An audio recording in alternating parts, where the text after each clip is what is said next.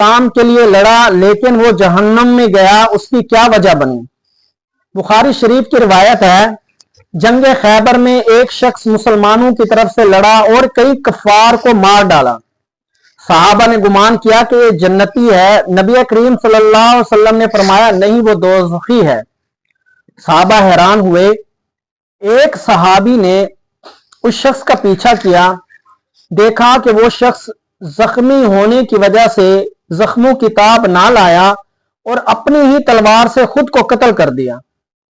जब ये वाकया आकर नबी करीम सल्लल्लाहु अलैहि वसल्लम को बताया तो नबी करीम सल्लल्लाहु अलैहि वसल्लम ने फरमाया, बज़ाहिर कुछ लोग जन्नतियों वाले काम करते हैं लेकिन हकीकत में वो दोज़खियों में से होते हैं। अब इस दौर के अंदर बहुत से लोग आप देखेंगे कि मौजूदा दौर में लोग दिल बर्दाश्ता होकर घरेलू झगड़ों की वजह से, अफसरान के डांट डपट की वजह से अपने आप को क्या खुदकुशी कर लेते हैं, कत्ल कर लेते हैं। इस्लाम दर्स ये देता है कि ये जान आपकी अल्लाह ताला की अमानत है। अल्लाह ताला जब चाहे आपसे लेगा। खुद इंसान जब खुद अपने आप को मारता है तो वो क्या है, सीधा जहन्नम में जाता है, जन्नत में नहीं जाता।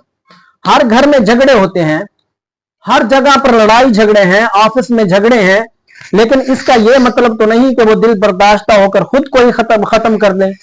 यानी इंसान समझता यह है कि जब मैं अपने आप को मार लूंगा तो हर चीज ठीक हो जाएगी, ऐसा नहीं है। वो खुद तो मर गया, दूसरों के लिए भी तकलीफ का बायस बना, खुद जाएगा जहन्नुम में क्योंकि वो हराम मौत मरा है।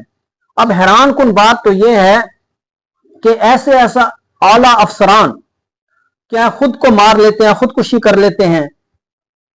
लेकिन आपने कभी सोचा है कि किसी आलिम ने जो मदारिस का पढ़ा हुआ उसने खुदकुशी की हो?